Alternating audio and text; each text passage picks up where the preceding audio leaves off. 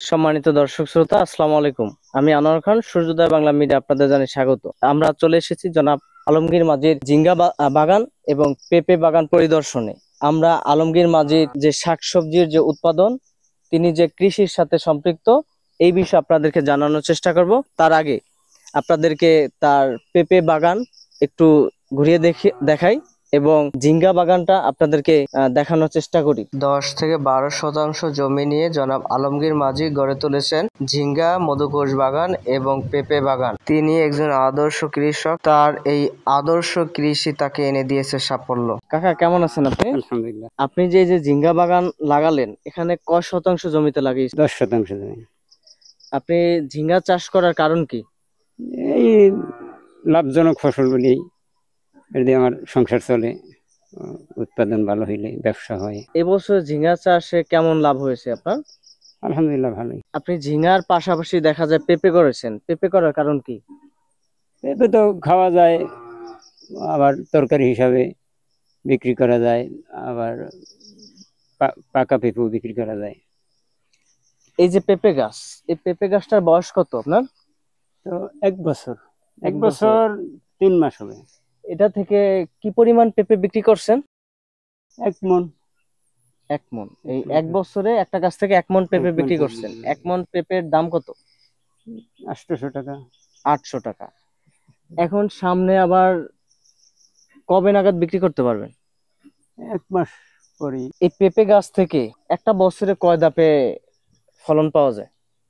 বছরে 1 ধাপই হয়, আর কাঁচা বিক্রি করলে 2 ধাপ হয়, পাকা বিক্রি করলে 1 ধাপ, পাকা বিক্রি করলে 2 ধাপ হয়। দর্শক, আপনারা একটু খেয়াল করলে দেখবেন এখানে মাঝে মাঝে দুন্দুল আছে। আপনাদেরকে দুন্দুল অথবা ঝিঙ্গা, আমরা যাই বলি না কেন, এটারে আমাদের গ্রাম্য ভাষায় দুন্দুলও বলে। আপনাদেরকে একটু দেখানোর চেষ্টা করি।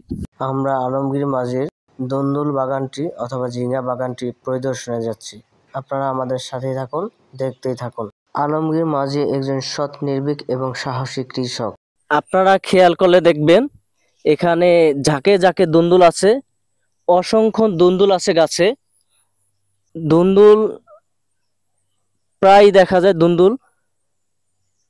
তো দুন্দুল চাষ মোটামুটি লাভজনক, দুন্দুলে কোনো লোকসান হয় না। আপনারা একটু যদি খেয়াল করেন তাহলে দেখবেন এখানে ঝাঁকে ঝাঁকে দুন্দুল রয়েছে। এখানে কত শতাংশ জমিতে আপনি দুন্দুল লাগাইছেন? 10 শতাংশ। 10 শতাংশ। 10 শতাংশ জমিতে আপনার খরচ হয়েছে কত টাকা? 5,000 টাকার মতো। এখানে বিক্রি করছেন কত টাকা এবছর? 10,000-এর মতো। 5,000 টাকা খরচ হয়েছে, আপনি 10,000 টাকা বিক্রি করছেন। আরো কত টাকার মতো বিক্রি আসতে পারে আপনার সামনে?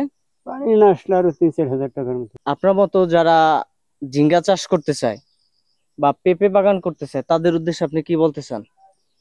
এটা লাভজনক ব্যবসা, যদি ধৈর্য ধরে করা যায় তাহলে পরিশ্রমও কম লাগে, অর্থ কম লাগে।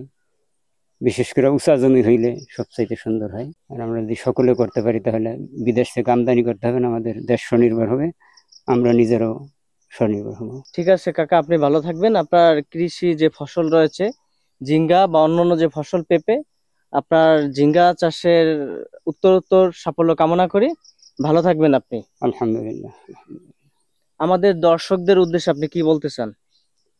সকল এরকম যদি আমরা এক একজনে অযথা পরিত্যক্ত জমি না রেখে এভাবে আমরা এক একটা ফসল চাষ করি, আমাদের দেশও স্বনির্ভর হবে, আমরা মুখাপেক্ষী থেকে বাঁচতে পারবো এবং হালাল রিজিকের একটা ব্যবস্থা হবে। তাই সকলের কাছে অনুরোধ যে আমরা অল্প জমি হলে অল্প জমিতে যদি আমরা আধুনিক পদ্ধতিতে চাষাবাদ করতে পারি তাহলে আমরা নিজেরও স্বনির্ভর হবো, আমাদের দেশও স্বনির্ভর হবে। ঠিক আছে, ভালো থাকবেন।